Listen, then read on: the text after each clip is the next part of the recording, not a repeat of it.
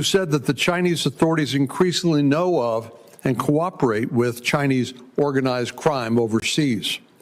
The Post's investigation centered on Chinese criminal organization activities in Southeast Asia and Africa.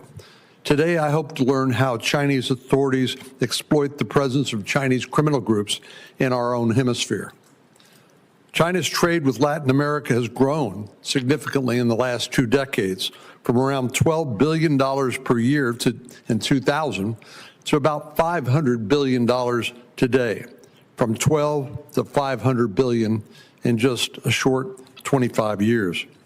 Chinese government-linked corporations now control all or part of 40 ports in Latin America, including the mega container port of Chanquete in Peru.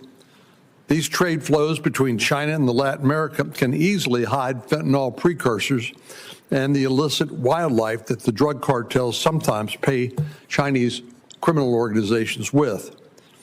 I'm concerned about a report published this last year by the International Coalition Against Illicit Economies, which warned that the port of Chanquete, if I'm pronouncing that correctly, is likely to become a preferred hub of illegal trade.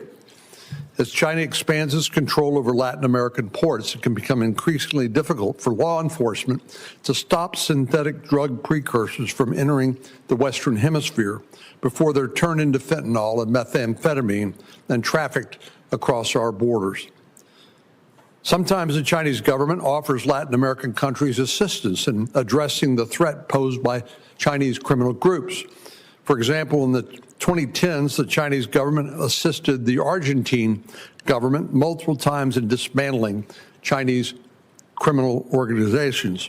But when China provides law enforcement assistance to Latin American countries, it does so with its own interests in mind. According to a study published last year by the International Institute for Strategic Studies, China has gained intelligence opportunities by integrating Chinese technicians into foreign countries' security agencies. And we know that China has deployed surveillance technology in at least 12 countries across Latin America and the Caribbean through its, quote, Safe Cities initiative. Today's hearing provides us an opportunity to understand not only the direct threat that Chinese criminal groups pose to our citizens through trafficking poison across our borders, but also the long-term strategic consequences of their presence in Latin America and the Chinese government's response. We have some of the leading experts on Chinese organized crime in Latin America with us here today, and I'm looking forward to a productive discussion. I will say to my friend, Senator Whitehouse, I've already told our witnesses we have some votes scheduled right smack dab in the middle of our hearing, so we'll manage the best we can, but I'll turn the floor over to you. Thanks very much, Chairman. Welcome to the witnesses. I appreciate you being here to lend your expertise. As we all know, illicit narcotics often come into the United States by way of international supply chains, whether it's cocaine from South America or heroin from Afghanistan or Asia's Golden Triangle.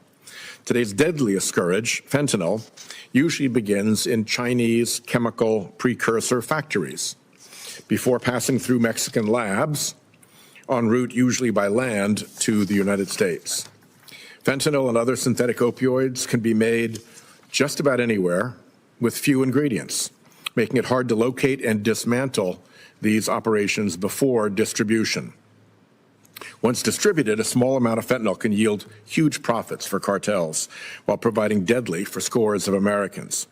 A single kilo of fentanyl can produce more than 1 million counterfeit pill dosages and generate millions in revenue, meaning an intercepted package or seized supply is a negligible cost of doing business for cartels. But even a single pill laced with fentanyl can be deadly. 329 Rhode Islanders died of drug overdose in 2024 alone. That's an improvement from years past, but it's 329 too many. What this tells us is that standard interdiction and enforcement efforts won't end this crisis. We need a different approach. For every gram of fentanyl sold into America, there's a chemical supply chain. For every dollar made, there's a dollar in revenue that gets back to the cartels. By attacking the chemical supply chain and the money flow, we can dismantle and harm the cartels. The revenue side, like the supply chain, is an international business. Cartels need help covertly moving and spending their money. That's where Chinese criminal organizations come in again. Chinese money laundering organizations have gotten very good at washing cartels' ill-gotten gains. They launder cartel cash quicker and cheaper than competitors, often with a money-back guarantee. For the cartels, it's simple. Input dirty American dollars and output clean American pesos to finance more fentanyl, more weapons, more corruption. It's a cycle we need to disrupt. Money laundering is not the only Chinese organized crime activity. Their activities in Latin America extend beyond narcotics to encompass IUU fishing, wildlife trafficking, human trafficking, and other mischief. How do drug traffickers, kleptocrats, terrorists, and Chinese organized crime groups get away with this and more? One way is opaque free trade zones and trade data that make it easy to launder cash and smuggle contraband like precursor chemicals. The Clean FTZ Act I co-lead with Senator Cassidy would enhance oversight of foreign free trade zones. And our Manifest Modernization Act would shine a light on opaque import records to help law enforcement take down bad actors. Criminal organizations also use the U.S. financial system to run their illicit financial operations.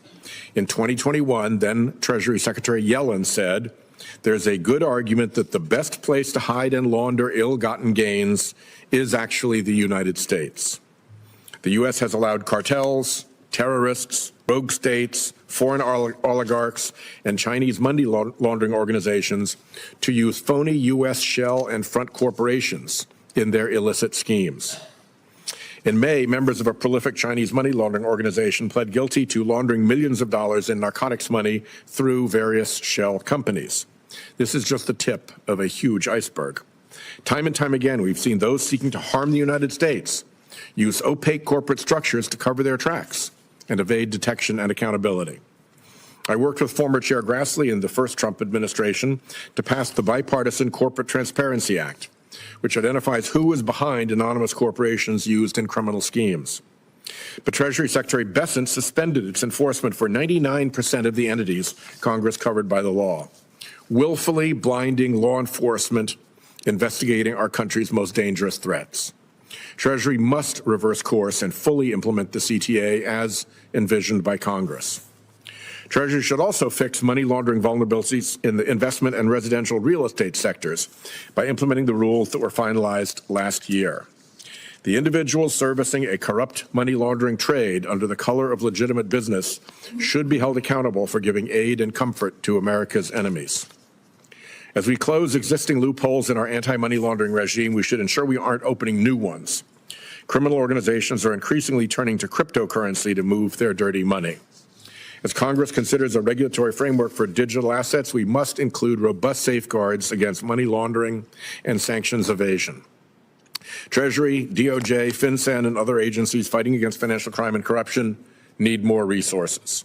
I hope we can work in a bipartisan way to make sure they have those resources and that they're not diverted to different priorities. I welcome budding signs of cooperation from Mexico and China. Last year, Chinese authorities arrested an individual who was indicted in the United States for involvement in a money laundering scheme on behalf of the Sinaloa cartel. Last month, China placed export controls on 13 chemical precursors used to manufacture fentanyl. I encourage these steps and hope for further progress. But let's be clear, the urgency of the fentanyl crisis demands that we not solely depend on the goodwill of other countries. We can and must take steps here at home to make our financial sector more transparent, hold money launderers and complicit American professionals to account, and target the revenue and supply chain side of the cartel's deadly business. Thank you, Chairman. Thank you. I'll introduce the witnesses. Leland Lazarus is a Fulbright scholar and studied the Chinese diaspora in Panama. He previously served as Associate Director of National Security at Florida International University's Jack D. Goran Institute for Public Policy. From 2021 to 2022, he served as Special Assistant and Speechwriter to the Commander of SOCOM, U.S. Southern Command.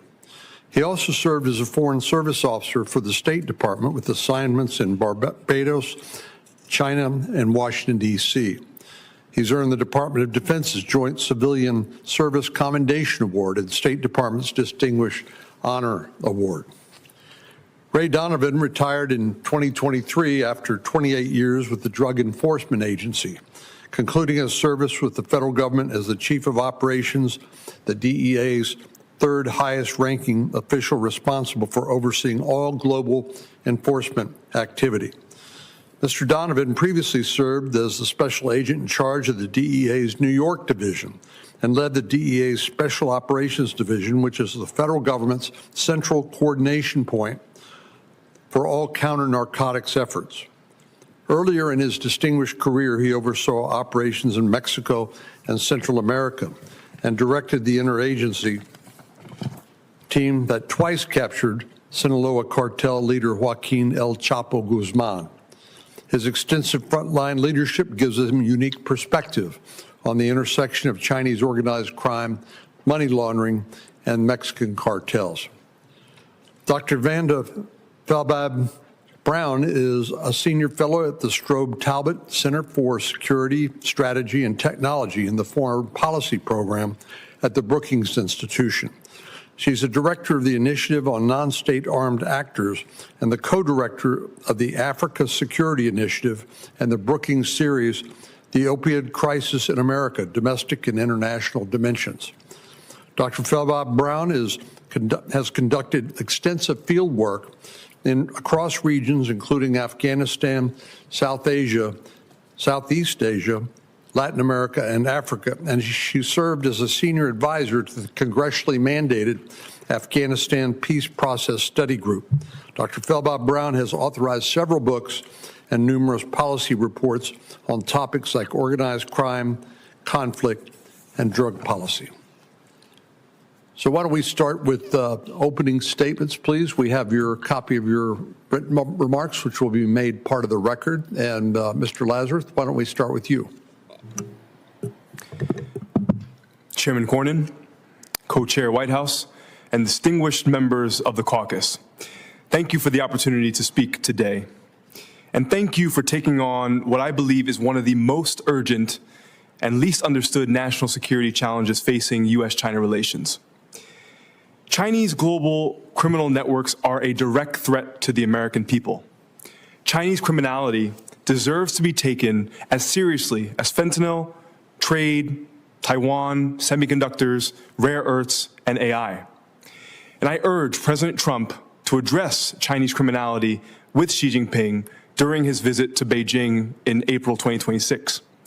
Because if we really want to destroy narco-terrorists, we have to destroy the Chinese criminals, providing them a financial lifeline. For years, when I was at U.S. Southern Command, we treated China and transnational criminal organizations as largely two distinct threats. But that world is long gone. Today, the evidence is very clear.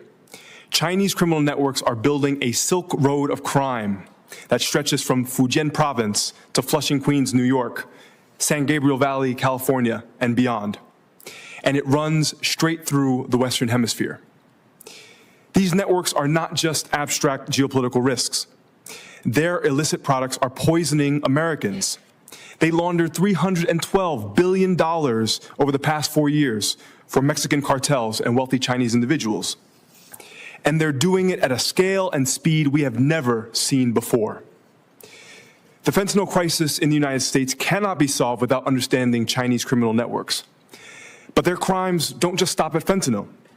Chinese crime networks touch almost every illicit economy in our hemisphere. Synthetic drugs, money and crypto laundering, illegal mining, illegal marijuana trafficking in various states here in the US, wildlife trafficking, human smuggling, and cyber pig butchering scams. Now, I want to be clear.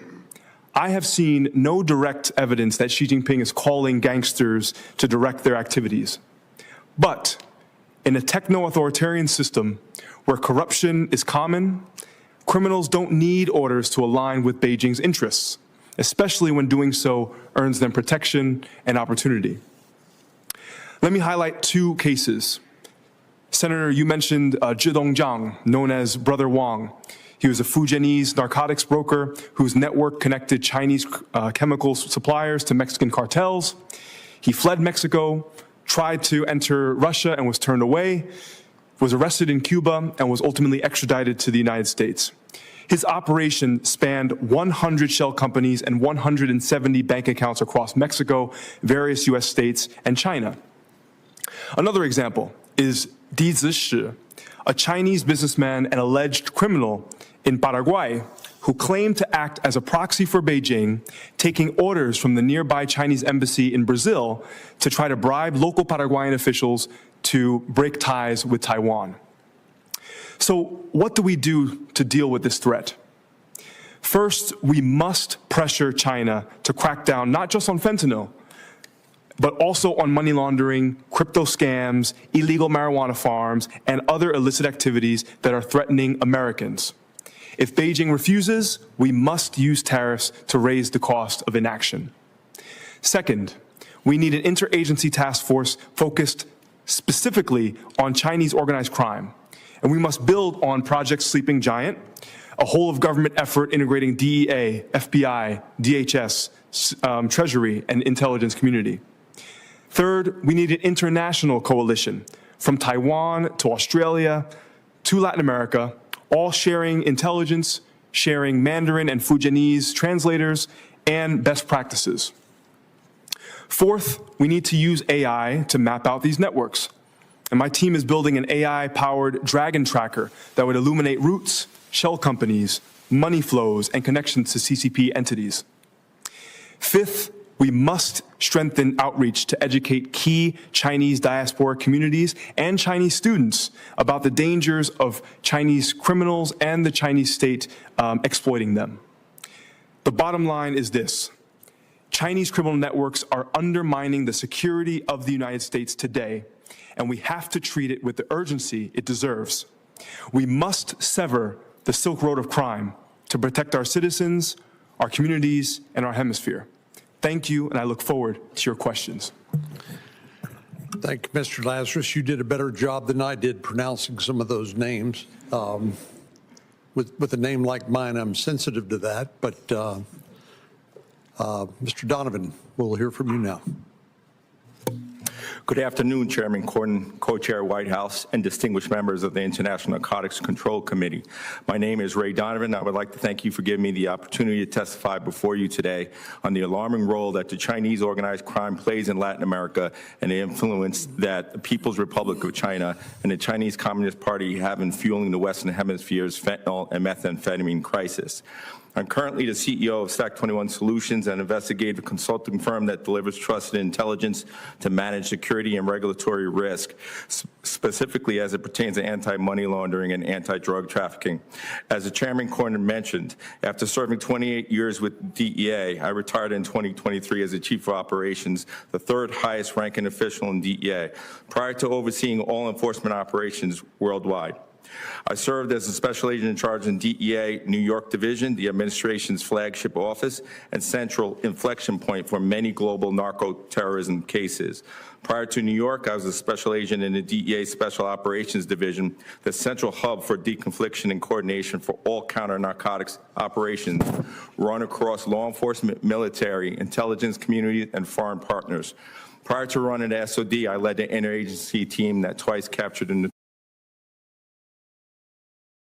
by developing and executing a successful whole-of-government approach supported by strong international partnerships. My extensive experience as a special agent and leader in both DEA and the private sector has afforded me a well-rounded perspective of Chinese organized crime in Latin America and the PRC and CCP's involvement in illicit global drug trade. For decades, I have witnessed China's governing bodies systemically targeting global financial networks and contribute heavily to the synthetic narcotics epidemic by funding precursor chemicals manufacturing, incentivizing fentanyl exportation, and enacting policies that aid in success of global drug trade. China's coordinated efforts are strategic and aggressive interference in American democracy. Until we adjust our approach to this national security threat, this cycle of criminality will continue to tear at the social and economic fabric of American society through the abuse of our people and our banks. To gain geopolitical influence with foreign governments in key areas of global supply chain, the PRC and the CCP fund infrastructure and systems in pivotal areas using the Belt and Road Initiative. Simultaneously, members of Chinese organized crime open quasi-legitimate businesses across the Western Hemisphere to include money exchange houses, casinos, import and export companies, and mining and chemical businesses that often serve as front companies for money laundering operations. In Latin America specifically, the Chinese influence grew exponentially when their primary business shifted from laundering money from cocaine trafficking for Colombian cartels to providing synthetic chemical precursors for methamphetamine and fentanyl production for Mexican cartels. Demand in the U.S. surged due to the unprecedented addictive nature of these drugs, which created the opportunity for this shift to take place and for Chinese manufacturers to position themselves as essential players in the illicit global drug trade. Synthetic narcotics production provides a clear economic advantage over traditional plant-based materials like coca leaves or opium poppy paste, which guarantees faster, cheaper, and more reliable mass production for the cartels.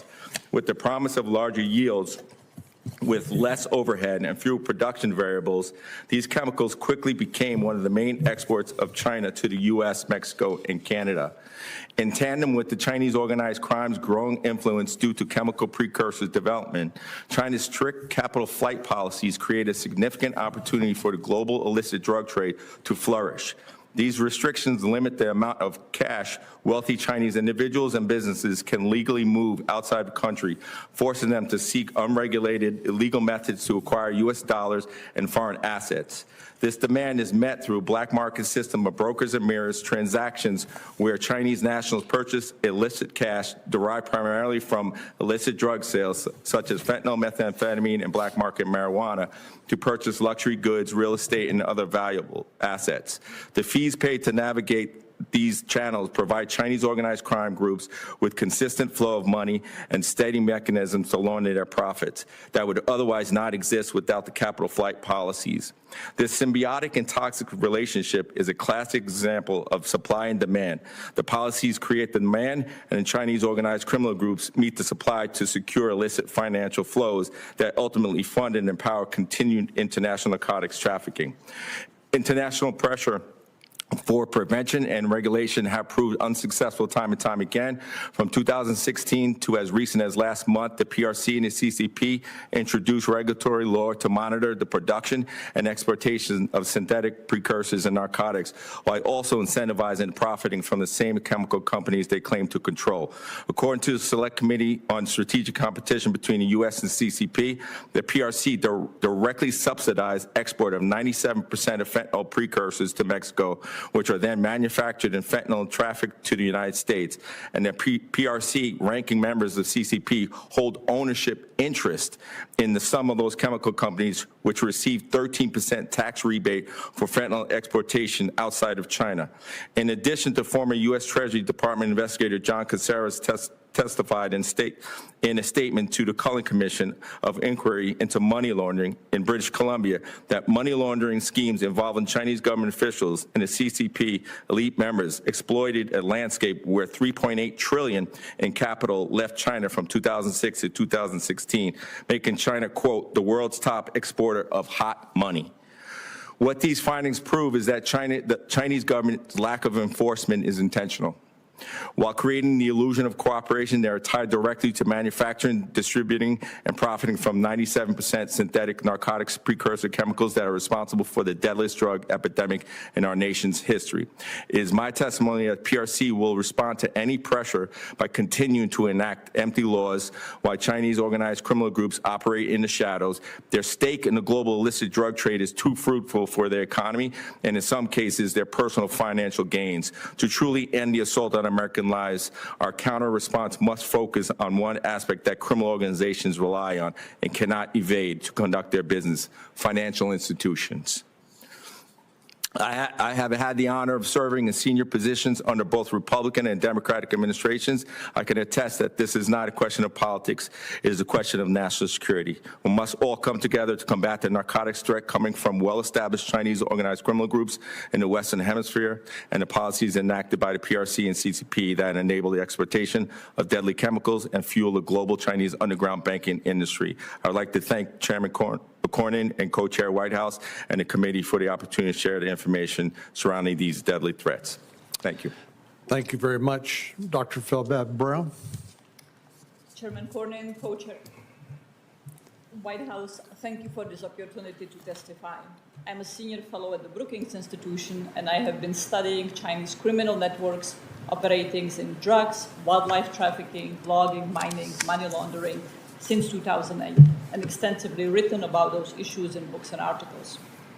The Brookings Institution is a U.S. nonprofit organization devoted to high-quality independent research and policy solutions. My testimony represents solely my personal views and does not reflect the views of Brookings, its other scholars, employees, officers, or trustees. As we have heard, over the past 2 decades, Chinese actors have expanded their illicit economies in Latin America and the Caribbean. They often take advantage of Chinese legal businesses, which have also expanded in the region. The presence of Chinese criminal groups has grown extensively, and there is a wide variety of those groups that operate in the Western Hemisphere.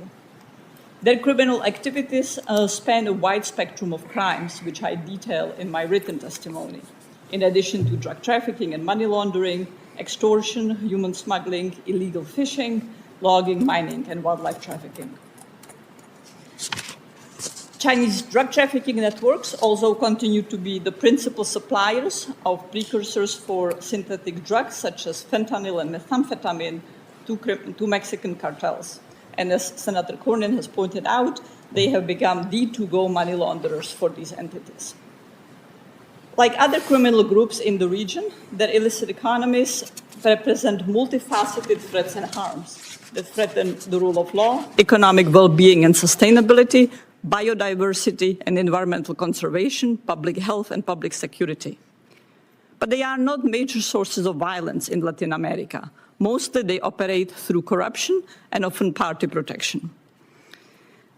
And indeed, unlike other criminal actors in the hemisphere, some Chinese criminal groups and activities also serve to advance the interest, the diplomatic influence and economic interest of the Chinese government. This limits the willingness of the Chinese government to counter such corrupt practices and illegality. But it is important to note that illicit activities in the region are not solely perpetrated by outright criminal groups. They are frequently also perpetrated by Chinese legal companies that employ corruption and act in violations of laws and regulations indifferent to their harmful effects. Various non-Chinese businesses in the region, of course, also engage in such activities. But the size of China's trade with the region, the size of China's demand for Latin American natural resources make the impact of their illicit behavior particularly pronounced. And an extensive presence of Chinese companies in Latin American ports that sometimes often fails to implement transparency and accountability principles and diligent and unbiased application of rule of law generates further risks. Yet at the same time, China is actively expanding its law enforcement assistance programs in the region. The law enforcement is often skewed, one-sided, and self-serving. Chinese anti-crime technologies, such as Huawei's safe cities, pose risks of human rights violations, of enhancing repression, and serving as backdoor for espionage. Yet, within this highly complex system, there are also many opportunities to counter Chinese criminal networks, and indeed to even productively engage the government of China in such efforts. I lay them out in detail in my written testimony. They include helping state authorities to develop law enforcement tools against Chinese networks specifically, encouraging the adoption of US law enforcement assistance and anti-crime measures, technologies, port monitoring systems, dismantling Chinese money laundering networks, But crucially, countering the illicit economies beyond drugs, looking at the illicit economies in environmental crime creates many opportunities that requires building clean, transparent, and traceable supply chains. Equally important is reducing corruption and patronage system within Latin America by helping to build and support apolitical, independent legal systems, independent inspectors, and investigative journalists. All of this, of course, must take place in the context of scrupulously adhering to human rights and civil liberties and holding all law enforcement forces accountable. Finally, the United States will fail in its external support if it does not strengthen its own resources, institutions, and laws for enabling such support in Latin America. Those include diligent applications of the Foreign Corruption Practices Act, the Lacey Act, the Corporate Transparency Act, and preservation of institutions such as organized crime and drug enforcement task forces or their equivalents. Thank you very much. I'm going to defer to Senator Whitehouse first while I go vote, and I'll be back shortly. Thank you very much, and thank you to all of you.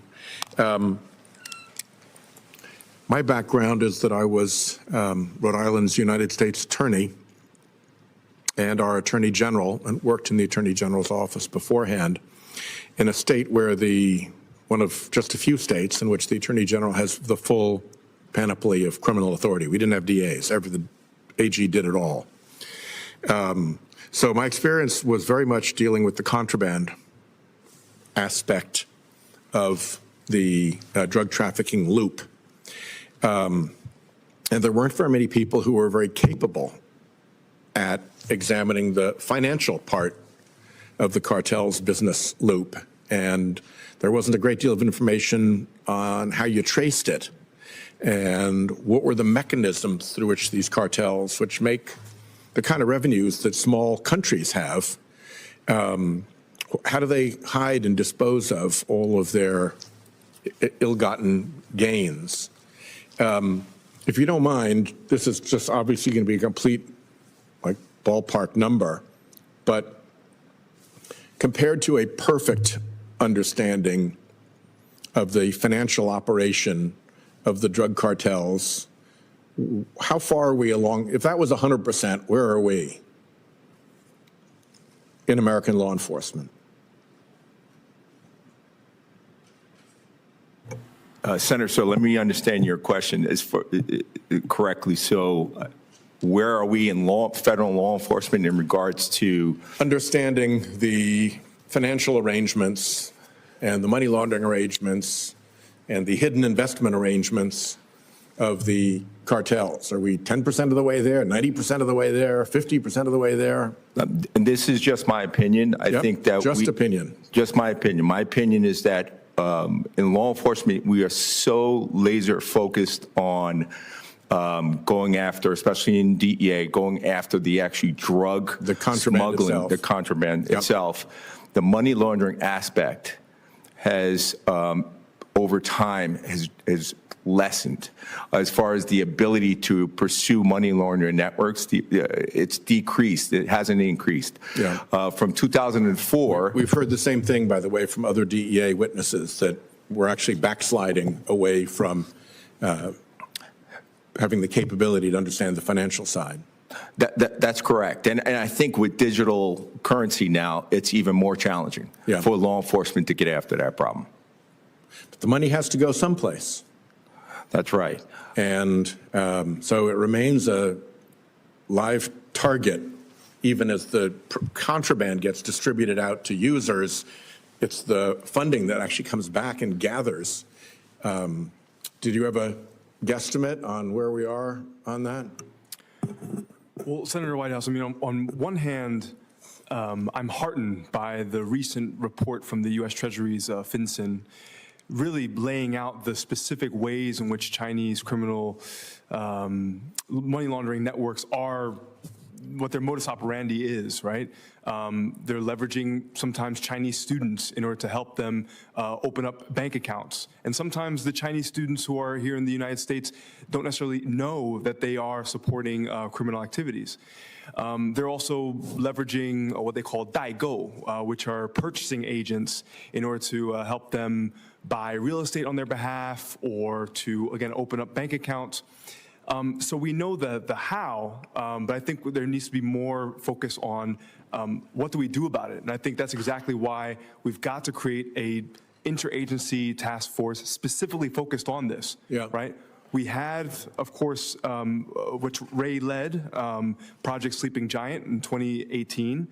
I understand that there's another Department of Justice initiative to specifically go after the digital scam farms that have swindled, $16 billion out of everyday Americans. Let me give Dr. Feldbaum Brown a chance to give me her number on how far. You didn't have one. What's your number on roughly where we are on the way to a coherent, complete understanding of the financial side of the cartel operation?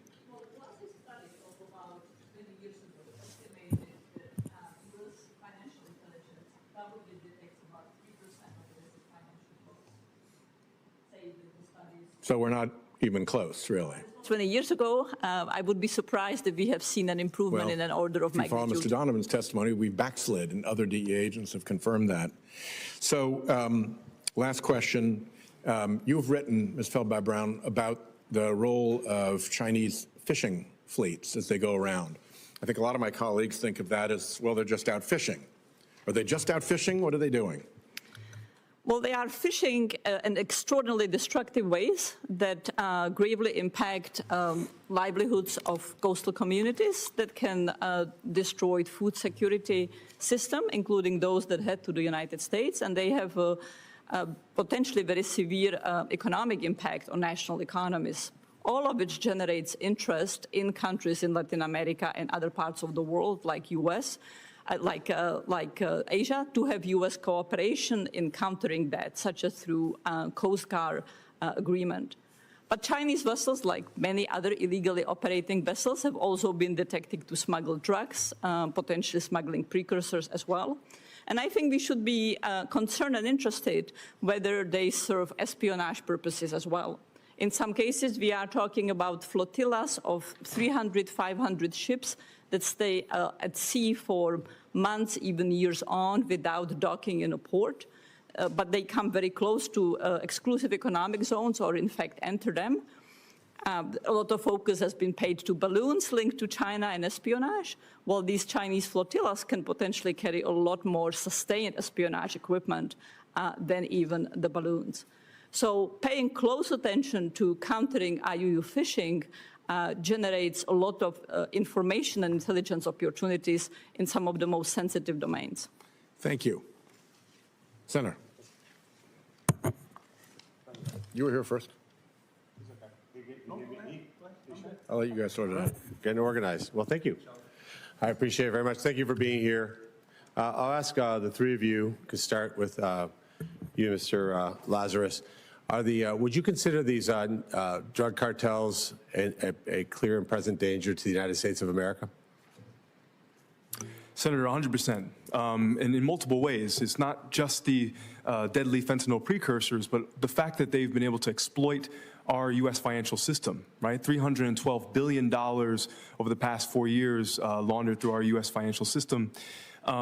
It's this idea of what they call crime convergence, right? Where one group is engaged in a whole host of different criminal activities. I think for so long we focused on sort of each criminal activity separate without realizing that actually a lot of these criminal networks are engaged in all of it. So I think it's a direct threat to the American people. And I think that's why President Trump should absolutely bring this up to Xi Jinping when he visits Beijing in April of next year. So they are a clear and present danger to the United States, and obviously having them in our neighborhood in Latin America, what does that do to those countries? In other words, is it possible for these countries in Latin America to have these international criminal gangs that are making billions of dollars? Is it possible for those narco-terrorists to exist in those countries and have those countries have legitimate economies? It is not possible, Senator, because this is further exacerbating corruption that's already so endemic in many of our allies and partners in Latin America and the Caribbean. With many of the clients that I work with in U.S. government, U.S. Southern Command, Special Operations Command South, they're seeing an increase in Chinese criminal individuals who tend to also have ties with the local Chinese embassies in those countries. They tend to lead various illicit activities as well. And so this is a way in which, again, there's a nexus between Chinese criminality and the potential way in which the CCP or CCP elements may be leveraging Chinese criminality in order to further their foreign policy goals in the Western Hemisphere. Thank you. Mr. Donovan, same first question to you. Are they a clear and present danger to the United States of America? Yes, Senator, they are. And can you talk about a little bit of how they've intertwined themselves into both the air quote legitimate economy and also into political corruption in these countries in Latin America? Sure, absolutely. So first off, it is clear and present danger because of the number of overdose deaths since 2015 and because of the synthetics that are being produced in China and shipped to Mexico for trafficking into the United States. It's no longer business as usual. And so we do see the intercrossing of both commercial industries and illicit industries as it relates to certainly chemicals and financial institutions throughout Latin America. We see CCP and PRC working directly with Chinese criminal groups that exist in Mexico to bring those chemicals in, help production of fentanyl and methamphetamine, and then directing those drugs towards our country. Yeah, so, and again, and also political corruption in those countries, right? Because obviously the amount of money that you're talking about can easily influence elections, correct? That is correct. And one of the biggest issues that I've seen in my 28 years of service as it relates to the drug industry at large is corruption. Right. And Mrs. Feldbach-Brown, how do you see it? Do you think these narco-terrorists are a clear and present danger to America? Yes, they are. And do you think that it's wise that we give them the opportunity to make billions of dollars trafficking humans across our border? I don't think it's wise to do that at all. I equally don't think that it's wise to give them any opportunities to engage in corruption by weakening our anti-corruption structure systems or ignoring their activities in issues like environmental crime. But they did make billions of dollars in bringing people into the U.S. illegally. Is that not accurate? And that strengthens these organizations. So you have, I think it was Mr. Lazarus said it well, you have this intertwining of traditional drug dealing, money laundering, but now this huge business of human trafficking, child trafficking, sex trafficking relies on a porous border in the U.S. Is that not accurate? That is indeed a lot of human trafficking across the border. Chinese criminal groups are involved in it. I do not have the size of the number. Is it billions, hundreds of millions? I cannot answer that. Do you regret being against President Trump's border wall and not being stronger and saying that we should end illegal migration into America, which, by the way, we've not allowed a single human being into this country illegally since May, with no new legislation. We just had a president that enforced those laws, and you were actively against the border wall. You called it a gigantic waste of time. Do you regret those comments now seeing the success of a secure border? No, I do not. I think that the border wall comes with many downsides, and clearly massive reduction in illegal migration has been accomplished in the absence of the border being any more completed than then. So you don't think that the border wall was the reason why we have zero illegal migration since May? I don't think that the wall is the principal cause of that, no. So what would be the principal cause of that in your mind? I think it's other policies of the Trump administration, increase security measures in legal ports of entry. Those policies are, in my view, more important drivers. Okay. Well, yeah, I would encourage you to talk to the Border Patrol agents who think otherwise. Thank you. Turn it over to Senator Lujan. Thank you, Mr. Chairman. Mr. Donovan, in your time at the DEA, did you work on money laundering cases specifically related to drug traffickers and cartels? Yes, I did, sir. You know, for years, I've been critical of the Department of Justice for its failure to prosecute banks and executives that have allegedly been involved with money laundering. I still believe that as long as bad people find a way to make a dollar and they only get a fine when they get caught doing those things in America, it's like a tax. If they're going to get fined $1 million, they just need to make 2, and they're still making money. So I see it as a problem, regardless of who the president is. In my time looking at this, I've not seen any president that has done one bit of good for the American people in this space. I mean, someone just got pardoned for pleading guilty to moving a bunch of drugs. And this president said, nah, you're all right, man. I mean, I think we're gonna do something, we should do something and hold people accountable. Now, based on your experience at the DEA, do you think that Department of Justice adequately prioritized prosecuting financial institutions and those involved that work for those financial institutions for money laundering? So I do think that DOJ, U.S. Treasury, certain components in DOJ, law enforcement like DEA and FBI, prioritize going after financial institutions to the degree that they can. And if you allow me to elaborate. Often would be the case that when a money laundering investigation is launched, it's at the retail level. That's the access point, the actual bank level. Where we see complicity is often at that level. The challenge to really go after an institution is there's many layers in between the complicit employee all the way up to the board level and the executives. I'm not saying that there isn't a push to do that or there shouldn't be a push to do that. I do think that it is a complex sort of investigation that would have to take a whole of government approach, not only because of the limited access and data that law enforcement agencies have, they would have to work with other components within the government to pursue that. Okay, Mr. one of the real Donovan, issues today. Let me ask you a follow-up there, though. With the cases that you worked on, Yeah. Was there ever someone from a bank involved in any of the cases that you investigated? Yes, absolutely. Were they prosecuted? Yes, they were. And they were found guilty? Yes, they were. I appreciate that. I just don't see this a lot. As a matter of fact, a lot of these banks, they have to come up with something called the SARS, a report of, what is it, Sheldon? Suspicious activity. And those SARS reports go and they die on a desk somewhere. As a matter of fact, Treasury doesn't even like to share them with members of Congress. I'm hoping we can change this. I just have a lot of questions about this with a lot of folks that get off. And so that's where my questions have been in that space. Now, is it Felbab? Ms. Felbab Brown have decentralized cryptocurrency services. So decentralized cryptocurrency, very technical term. Illicit financing, people are more familiar with that. I call it closing loopholes that terrorists and cartels use. So I'm going to use that term instead of using decentralized services.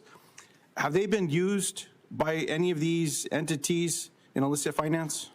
Absolutely. Cryptocurrencies are being used as one of the premier mechanisms for criminal actors, including Chinese criminal actors, to launder illicit proceeds. So if Congress advances legislation addressing this industry, right now it's called market structure, another term that not a lot of people are familiar with, but it's called market structure. Should legislation that closes loopholes that let terrorists and cartels play in this space, in the decentralized space, be included or excluded from that legislation? It should absolutely be included. What are the risks of exempting closing loopholes that terrorists and drug cartels use in this space? Well, obviously, broadly, the risks are this will gravely jeopardize U.S. security and the well-being of U.S. companies and individuals. But I think there is also a particular danger that Chinese criminal groups and Russian criminal groups will be well-positioned to dominate a lot of the crypto laundering space. I appreciate that. Now, Mr. Lazarus, you mentioned something about the Chinese or the exploitation of the American financial system. The name of this hearing is includes us looking into Chinese money laundering organizations, CMLOs, if I have the acronym correct. Do those entities use American financial institutions to launder money? Absolutely, Senator. Absolutely. And, the Treasury, FinCEN, said that they've laundered $312 billion That they know of. in our U.S. financial system over the past 4 years alone. And is it fair to say that they know of? that the federal That they agencies know of. correct, That's sir? right, that they know of, yes. I appreciate that. Yeah. Thank you, Mr. Chairman. While we wait for the chairman to return, let me ask each of you about the role of corruption in protecting the business model of these cartels. Let me start with you, Ms. Brown. How important to the business model? Sorry, was the question directed to me? How important to the cartel's business model is atmosphere of corruption? It is absolutely fundamental. It is the essential ingredient that allows for organized crime to thrive at large levels. Mr. Donovan? I second that, sir. Corruption is the backbone of the drug cartels, not only in Mexico, but in other countries where illicit narcotics are produced. It's also the backbone behind the precursor chemical industry in China as well. Mr. Lazarus? Senator, I agree 100%. Corruption is fundamental in their modus operandi. That's why I wonder if one of the ways in which we can try to get after this too is, the State Department has already put visa revocations on individuals in Central America who have been engaged in corruption with CCP entities in Central America. I wonder if we can expand that throughout the entire Western Hemisphere, including the Caribbean and South America, so that we can stop and actually impose costs on individuals who are receiving money from CCP elements and Chinese criminals. So, question to all of you, again, a relatively short answer, I expect.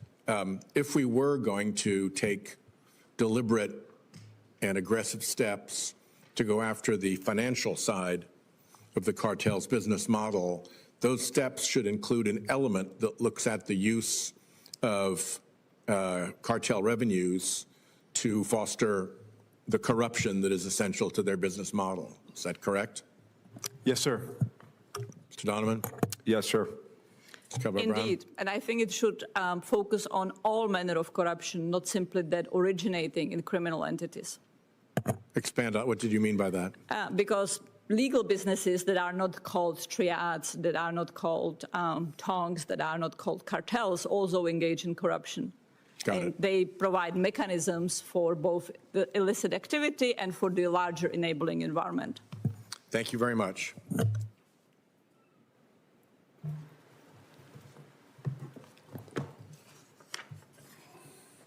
Mr. Lazarus, you, in your opening statement, you said there were no direct ties between the cartels or the Chinese criminal organizations and the government of the Chinese Communist Party and President Xi. But it looks to me like there's a lot of circumstantial evidence that if they don't directly participate, they certainly turn a blind eye, maybe worse. Could you expand on that, please?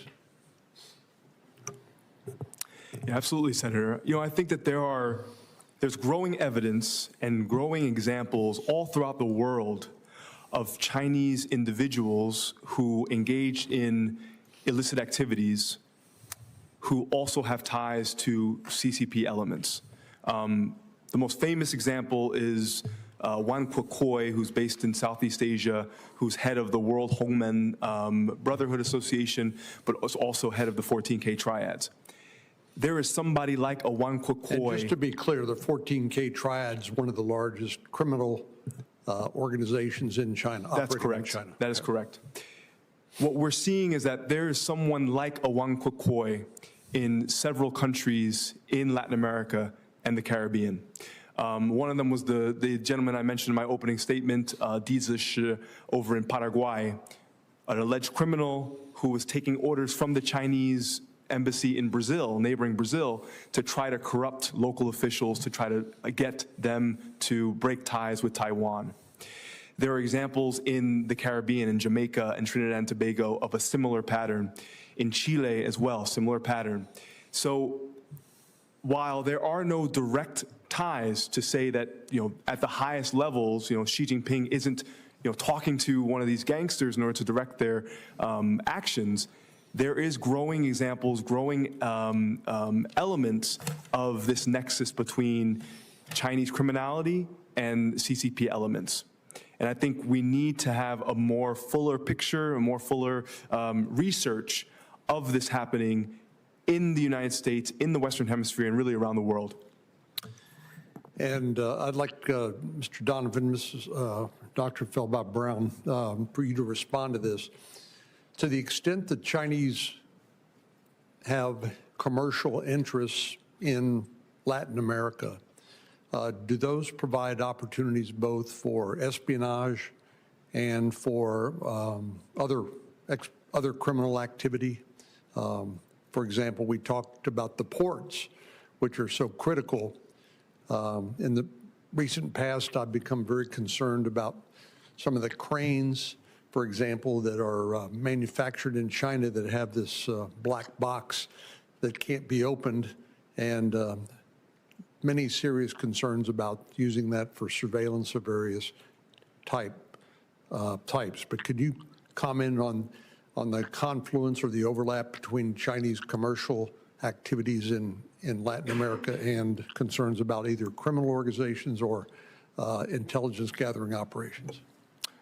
Yes, Senator. In the last 20 years, we've seen the growth of Chinese influence, specifically in Mexico and Central America, as it relates to international commercial industries such as mining companies, money exchange houses, casinos, import-export businesses.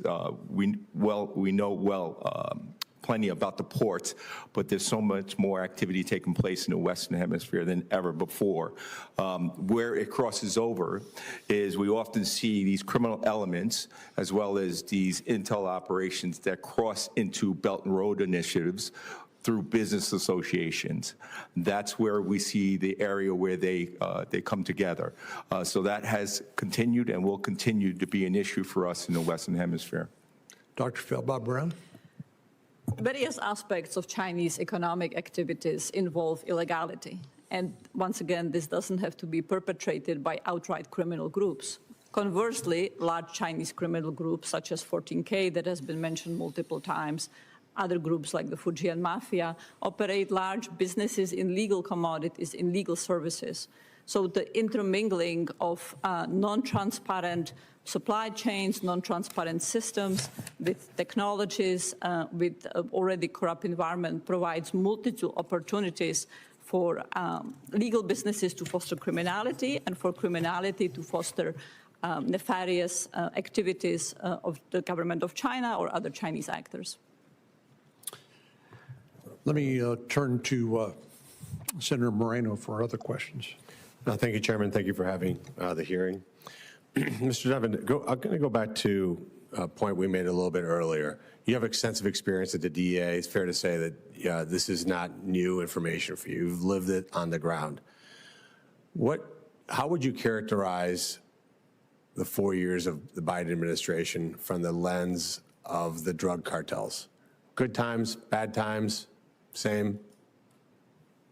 So in the DEA, while I was in the DEA, I was the chief of operations under the Biden administration.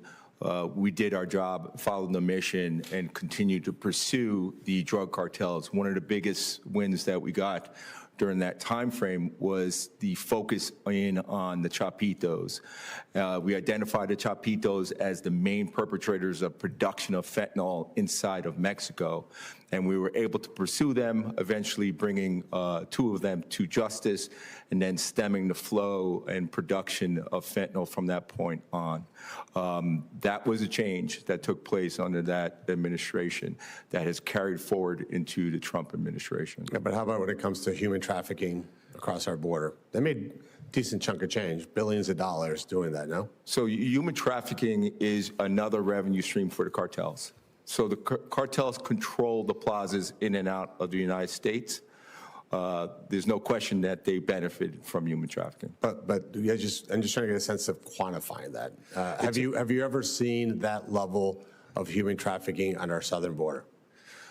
In my time, no, I did not. So record amount, which by the way is now, let me just emphasize, 0, which I think would be hard to believe, Mr. Chairman. I think if you actually talked to people a year ago and say, we're going to drive down the number of illegals entering this country to 0, I don't think that would have been believable, and yet that has been achieved. So in the people that were coming across, millions and millions and millions of people, I don't think that is, I hope, not a disputed fact for many of you. When you think about the millions of people that came across, did terrorists come across the border, you think, Mr. Donovan? Yes. Okay. And Mr. Lazarus, did people who were in gangs come across our southern border? Yes, Senator. Give 1, 2, 10. Like, what is your estimate? Because obviously they don't self-identify when they cross the border. What do you think? I mean, what's that? Give me the magnitude of what occurred during those 4 years. You know, I think with regard to the increase of Chinese irregular migration in particular, you know, the good news is, of course, that Ecuador has stopped the visa-free travel for illegal Chinese migrants. I'm talking about the 4 years of Biden for a second. You know, I think that there's I think there was a lot of irregular migration going on over those 4 years, sir. So it's a huge, huge number of criminals, gang members, terrorists that were crossing our border. We found many, I think 300, 400 that were on our terror watch list. And Dr. Feldbaum-Brown, I'm just confused why you would say a year ago that President Trump was making false statements that Biden was allowing, your words, criminals and terrorists to cross our border. You thought that was a false statement? Do you stand by that that's a false statement, that Biden didn't let in terrorists and criminals? Well, I certainly think that the Biden administration tried to prevent those individuals from going in. And in the They tried to prevent those people coming in by letting tens of millions of people cross our border illegally? Well, I don't think that the Biden administration was letting people cross illegally. It was clearly struggling with massive amount of undocumented irregular migration flows, among which criminal individuals might very well have been present. But I do not believe that the Biden administration simply allowed them to enter. Gotcha. So it's just coincidental that tens of millions of people crossed our border during their administration and zero have crossed now since Trump. That was just completely by happenstance and coincidence? No, I don't think that was by happenstance. Well, then, but then you can't have it both ways. So either the Biden administration enabled the largest human trafficking operation in the history of the world, or they didn't. But the facts are, unfortunately, unpleasant things. Mr. Chairman, we had a hearing at our Homeland Security Committee meeting in February. And my colleagues brought in a Democrat witness that said that the Remain in Mexico policy was a failed policy and would never work, that it would give a temporary drop in border crossings. And yet what we've seen is that it did the exact opposite. President Trump's policies have worked from extreme border protection to the border wall itself, to policies that enforce our laws. And the reason this matters with what we're talking about here with criminal organization and drug trafficking is that all these things are related. This isn't one enterprise that talks about bringing and smuggling humans. This is a vertically integrated organization that also includes, by the way, like I said earlier, legitimate businesses that make products that they send to America, undercut American companies' pricing because they're laundering tens of, not hundreds of millions of dollars in ill-gotten gains. And to say that the Biden administration didn't do that is just, I don't even know how you can say that with a straight face. What happened during the last 4 years is a total and complete disgrace. And if we don't just acknowledge that, and by the way, thank the Lord that the election went differently, because God knows what the border czar would have done if she had become president of the United States. And what we have now is a president that's not willing to let Americans die, that is going to kill drug traffickers, no matter how they come to us, because they are a clear and present danger to the United States of America. I don't understand where the hand-wringing comes in. We have a great neighborhood in the Americas. The Western Hemisphere is a great place, and we need to finally pay attention and protect the Western Hemisphere, and that's exactly what we're doing. So, Mr. Chairman, I'll yield back to you. Thank you for having this hearing. And I think we should have clear eyes about what the difference are in actual policies, because we had many times when my Democrat colleagues, our Democrat colleagues would say, oh, we need comprehensive immigration reform. We need a bill to stop this flow of migration. No, we didn't. We needed one thing, a president that actually cared about stopping this and actually enforced our laws. And that's why we've had 0 illegal entries into this country. It's not irregular, Mr. Lazarus. This is a PC-free zone. It's not irregular. You're either allowed to enter the country or not allowed to enter the country. And if you're not allowed to enter your country, you're here illegally. So it's illegal migration. Let's just be crystal clear what that is. Mr. Lazarus, in fiscal year 2023 and 2024, speaking of border crossings, we saw a spike in the number of Chinese nationals illegally crossing the southern border. I can remember being with the Border Patrol during a night patrol where 2 Chinese individuals with Chinese passports were detained. And I asked myself and my colleagues who were there, I said, I wonder what they're going to be doing once they're released into the interior of the United States. I don't know whether they claimed asylum or whether they paroled, but what does life look like for a Chinese migrant who unlawfully crosses the border in the United States? No, thank you for that question, Senator. Well, the good news is, as I mentioned in July of last year, Ecuador, which was really the main source of where a lot of the illegal Chinese migrants were entering, was able to shut that down, not allow visa-free travel for Chinese migrants. And so the number of illegal Chinese migrants that have crossed the border has dropped precipitously, both because of that and, of course, because of President Trump's border policy as well. What does it look like once they get across the border? I mean, some of them, I think the vast majority of them, Senator, work in restaurants or certain areas, key Chinese diasporic areas in Flushing, Queens, or in San Gabriel Valley, California. But unfortunately, some of them have been exploited by Chinese criminal networks, especially the ones that have illegal marijuana farms in Oklahoma and Maine and Northern California and some other areas.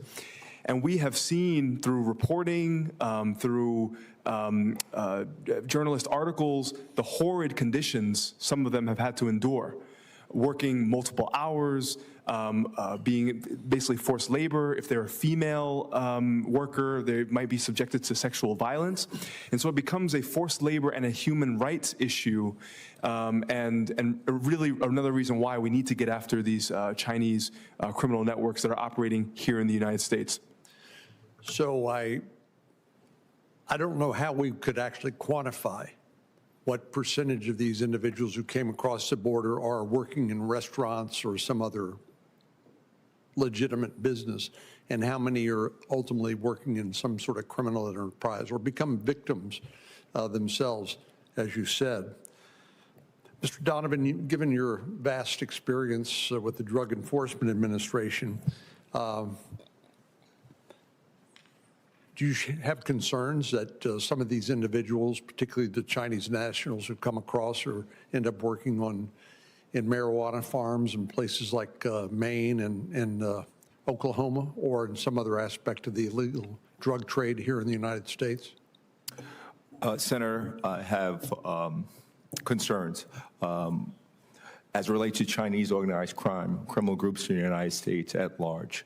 I think they are amongst the biggest, most profound national security threat facing the nation as it relates to drug trafficking, money laundering, intelligence gathering throughout the U.S.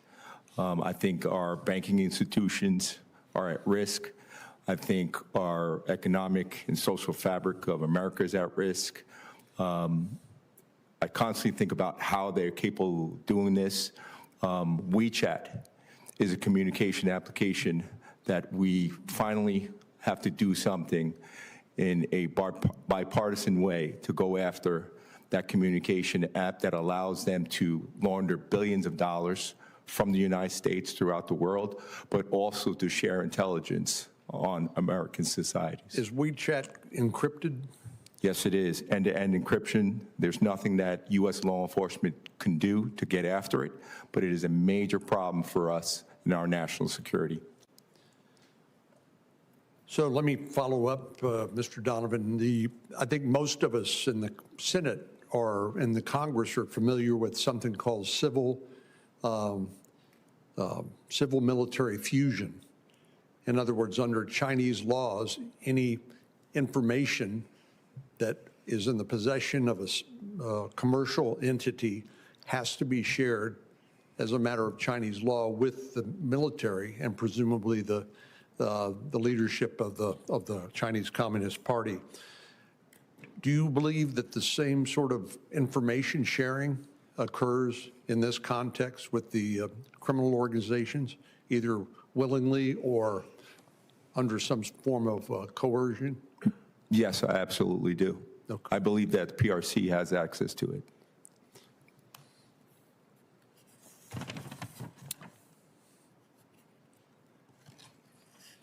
Dr. Feldbach-Brown, you mentioned in your written testimony that China has made significant investments in South America and Latin America, and I'm concerned, as we talked about a moment ago, the ports, for example. Is it true that the contractual arrangements between port ownership often limit host country visibility into their operation? Indeed, it is.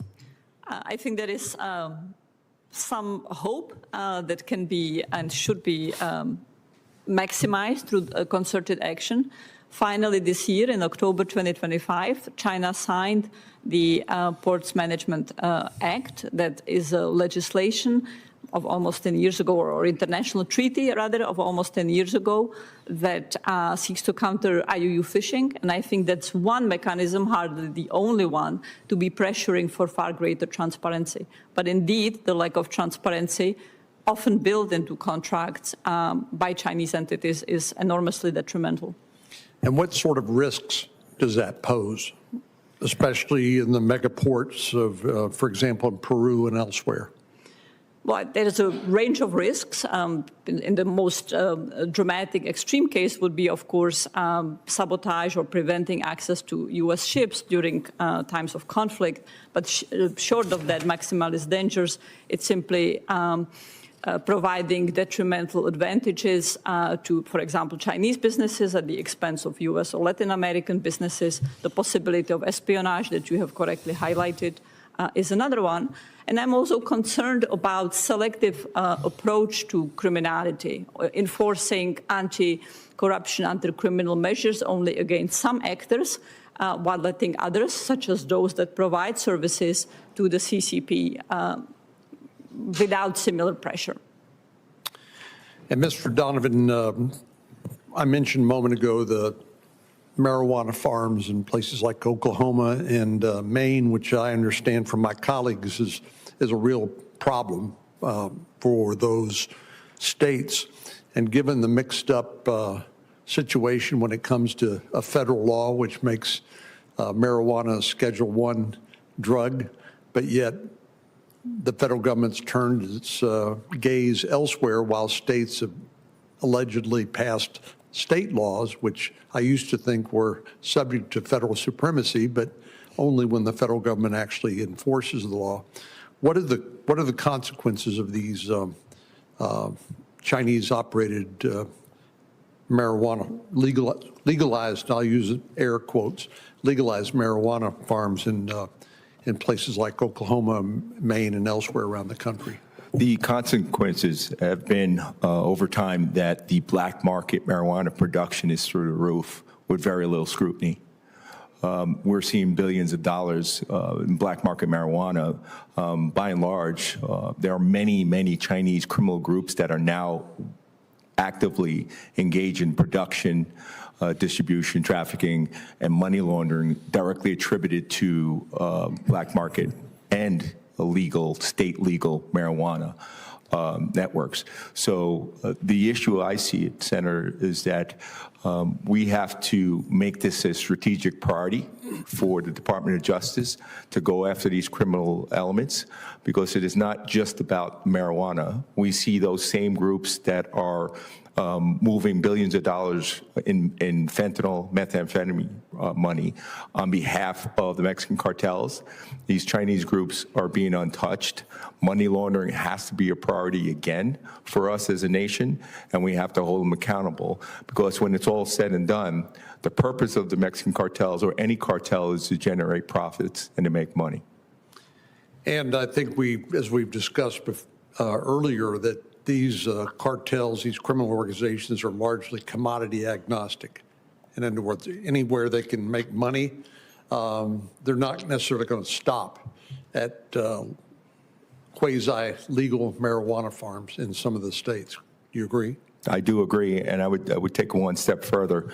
They are like any other criminal entity. They will engage in all different types of criminality, to include energy theft, gun trafficking, migrant trafficking, drug trafficking, you name it.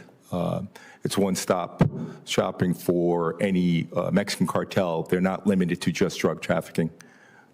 Dr. Feldbach-Brown, do you have anything you could add? Yes, some interesting evidence has come out about the illicit cannabis farms linked to Chinese criminal groups, namely that they are often thought of as a easy, low entry point into the United States, with the expectations that law enforcement will be prioritizing going after them very low because of the fact that cannabis has become legal in many U.S. states.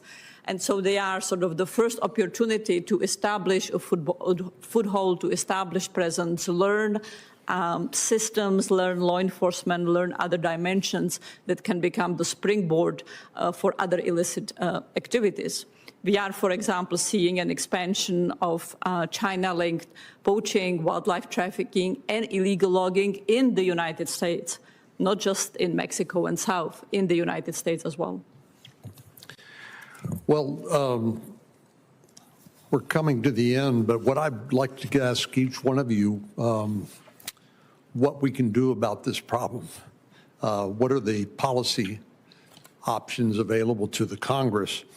I know, Mr. Lazarus, you mentioned tariffs when it came to the chemical precursors and dealing with China, but as we found out in the recent trade negotiations, when the Chinese have leverage with 90% of the critical mineral processing in the world occurring in China and threatening to deny us access to that, that provides them pretty effective leverage to try to negate any demands we might make upon them. But would you speak to that, or I should say, and any other policy recommendations you might have for us?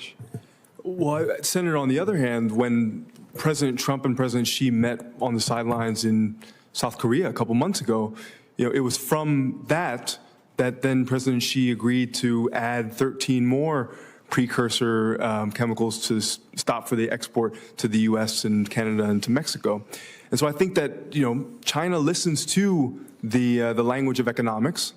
And so definitely tariffs should be used. And this idea, this threat should just be one of the key priorities that President Trump should absolutely bring up to Xi Jinping in China. So that's one. Two is there's got to be a no kidding interagency task force stood up specifically tasked against Chinese organized crime, so that these networks don't fall behind or under the seams of law enforcement and intelligence. We've got to create an international task force around this, and we can rely on some Asian partners who've dealt with Chinese organized crime much longer than we have. Taiwan, Australia, Singapore, they can help us out with that. And again, we can leverage AI to create a dashboard that would allow law enforcement agents, whether you're in California or in Oklahoma or in Maine, you can see ties and connections between different transnational criminal groups and their ties elsewhere as well, so you can identify some trends. So I think if we do those three things or four things, I think we'll make some good headway in trying to get after these Chinese criminal networks. Of course, one of the big problems we have when it comes to chemical precursors is many of these chemicals are dual use. I mean, there are legitimate purposes for which these chemicals can be used, but they can also be used for illegal drugs. Mr. Donovan, do you have any other suggestions? Yes, Senator. So I believe the path forward for the United States is to get after the Chinese underground banking as it relates to our financial institutions, and to make that a priority for us as a nation. Ultimately, whether it's precursor chemicals, or drug trafficking, and other crimes, it comes down to revenue and profits. If we can work with our financial institution, our banks, to pull those networks out of our institutions, I think the U.S. will be a lot safer for it. Thank you. Dr. Feldbaum-Brown? Let me endorse that and also emphasize your two important insights, Senator Cornyn. One is that China has countermeasures, including in terms of tariffs, including in terms of denying purchases of Chinese goods, and ultimately there is limit to